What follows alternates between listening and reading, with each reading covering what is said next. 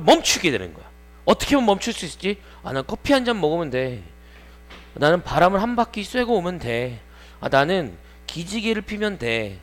나는 핸드폰에 있는 명언을 읽어볼 거야. 이런 식으로 good thinker들은 자신이 부족하고 나빴던 방향에서 좋은 방향으로 가는 방법을 알고 있다는 거죠. 이해하십니까? how to 저기도 나왔고 두 번째 how to도 나왔으니까 여기다 세모를 초록색으로 칠하면 우리 친구들 많이 알고 있죠. 여기 how to와 뒤에 how to, 앞에 how to가 같은 겁니다. how to 아까 또 무슨 뜻이었어요? 뭐하는 법이죠. 멈추는 법, 그 다음에 고정시키는 법 알고 있다는 거죠. 고정인 이유는 fix가 on에 연결되기 때문에 그래요. 그들의 마음을 딱 한 가지의 사안에 고정시키고 examine it carefully 아주 그것을 세밀하게 검증하고 and form a judgment about it 거기에 대해서 판단을 형성하는 법 요것들을 알고 있다. 이런 구조로 설명할 수 있겠습니다. 좀 더 자세한 설명을 위해서 두 개의 병렬의 색깔을 좀 다르게 가봤는데요. 이 how to와 이 how to는 같은 how to입니다. 근데 뒤에 있는 how to에는 fix, on, examine, form 요게 and로 병렬 구조화 되어 있다고 볼 수 있죠. 그래서 같이 색깔을 조금 더 불투명하게 가져갔을 때 여러분이 이해하실 수 있지 않을까 싶어서 약간의 시간을 좀 더 써봤습니다. 첫 번째는 이거 한 거고요. 두 번째는 이거 한 건데 뒤에 있는 거에는 동사 3개가 초록으로 연결된 거예요. 자, 다시 갑시다. 좋은 생각을 하는 좋은 사상가들이라고 해서 집중 안 하는 건 아니야. 그런데 있잖아. 그들은 나쁘게 별로 생각을 못하는 사람보다는 알고 있는 게 있어. 두 가지거든. 첫 번째는 자기가 원하면 이미지가 막 흔들리고 휙휙휙휙 지나가는 것을 멈추는 방법을 알고 있어. 두 번째는 그거를 자신의 마음을 딱 한 가지에다 고정할 수 있는 거지. 집중하는 거라고 의역할 수 있겠죠. 그 다음에 두 번째 그거를 아주 세밀하게 검증할 줄 압니다. 그리고 거기에 대해서 나름의 판단도 형성할 수 있는 것. 이게 두 번째 능력이라 볼 수 있다는 거예요. 어렵지만 이해할 수 있을 것 같아요. 여러분. 자, 마지막 갑니다. 그들은 다른 말로 have learned 배워왔다는 것이죠. how to 뭐하는 법을 말이죠. how to take charge of their thoughts 아까 나왔던 how to이기 때문에 다시 한번 좀 체크하는데 이 to는 두 가지가 병렬로 나옵니다. how to charge of their thought 그들의 생각을 책임지는 방법입니다.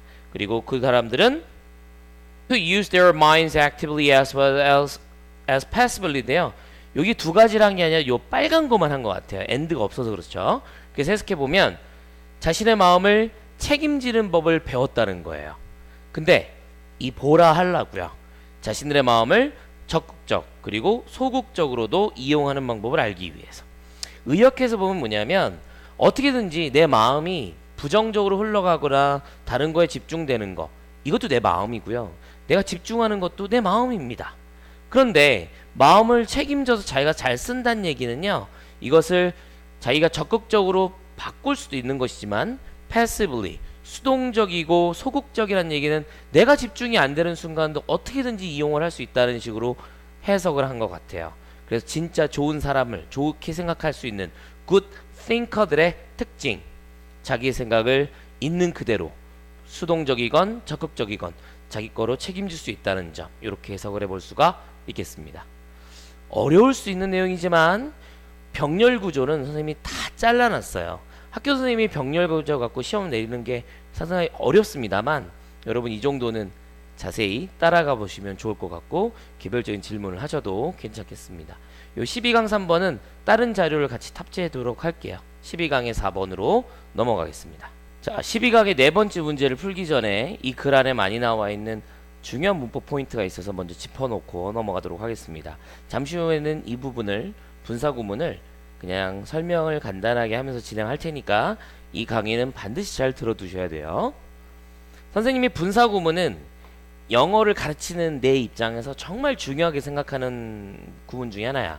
왜냐면 영어에서 ing를 출발하는 것들이 여러 가지가 있지. 동명사, 현재분사, 분사구문. 근데 이 분사구문이 가장 많이 등장하게 될 거예요. 근데 문법책에서 우리는 동명사를 먼저 배운 적이 있거든. 그래서 나는 그 너희들의 갖고 있는 오해 내지는 영어 문장을 많이 본 나로서의 경험을 전달해주고 싶은 거야. 분사 구문은 별거 없어요. 많이 보는 ing나 ed입니다. 동사 ed는 수동이 될 수도 있지만 문장 앞에 나오는 경우는 없죠. 그리고 ing나 ed로 나왔다 라고 생각하면 분사 구문으로 먼저 생각하세요. 그리고 분사 구문 ing는 능동의 의미를 갖고 있고요. 동사 ed는 당연히 pp라고도 하면서 수동으로 해석하게 될 거예요. 바로 자연스럽게 능동은 ing 하면서 수동은 되어지면서로 해석이 될 것입니다. 두 번째 포인트는 접속사나 콤마가 동반될 수 있다는 포인트인데요. 접속사나 콤마가 동반되는 경우에는 옵션이에요. 무슨 말? 옵션. 그래서 있어도 되고 없어도 되는 겁니다. 반드시 있어야 된다라고 볼 수는 없어요. 근데 접속사가 나왔다, 콤마가 나왔다, 이거 괜히 나온 거 아니에요. 분사 구문으로서 의미를 명확하게 해주려고, 그리고 콤마를 찍음으로써 그 영역을 확정시켜 주려고 한 것이죠.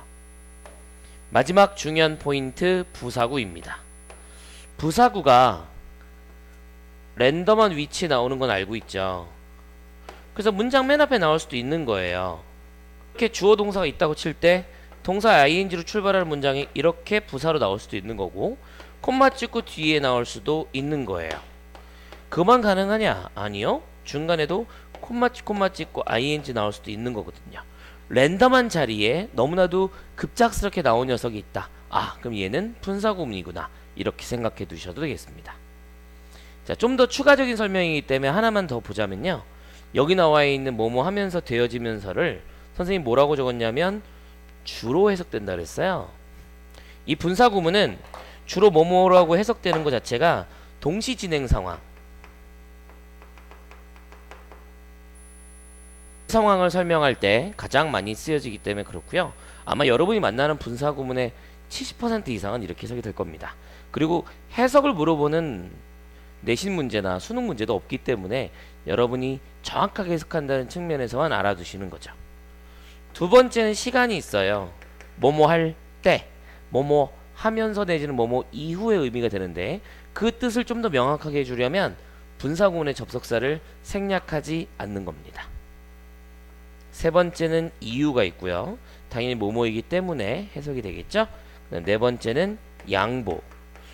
영어 문법에서 양보는 할머니한테 자리 양보하는 게 아니었지. 그래서 뭐뭐, 비록 뭐뭐일지라도의 의미를 갖고 있는 것. 그리고 다섯 번째는 조건의 의미를 갖고 있습니다. 자, 조건의 의미는 여러분 교재에서 나와 있는 경우에 될 거니까 명확하게 해석이 되는 방법을 좀 알아두도록 하겠습니다. 그래서 12강 4번을 들어가기 전에 분사구문 간단하게 설명했고요. 분사구문에 대해서 학교에서 열심히 설명을 해주시는 경우 혹은 프린트를 받을 경우에는 담당 선생님하고 저한테 반드시 얘기를 해두셔야 돼요. 담당 선생님이라고 하는 거는 학교 말고 학원 선생님한테 얘기해서 선생님 분사구문 강조하셨습니다 라고 하면 분사구문을 좀 더 제대로 파헤쳐서 공부시켜 드리도록 하겠습니다. 자, 그럼 한번 12강의 4번 우리 해변으로 돌아가 볼까요? 해변, cost라고 하는 typical environment in which human impact have led to a whole range of changes with a considerable variation in their degree of impact. 이렇게 관계사가 길게 나와 있습니다. 관계대명사와 전치사가 나올 경우에 이는 생략되면 안 되는 거 여러 번 말씀드렸죠. 많은 강사들이 in which를 where로 바꿔서 이야기를 하는데 반드시 그럴 수는 없는 거예요. 하지만 정확하게 해석을 하고 빠르게 해석하기 위해서 where를 쓰는 걸 어느 정도 인정은 합니다만 in which의 in이 생략되면 안 된다는 것 정도는 여러분이 이해를 해두실 필요가 있죠. 첫 줄에 나와 있는 cost를 설명했습니다.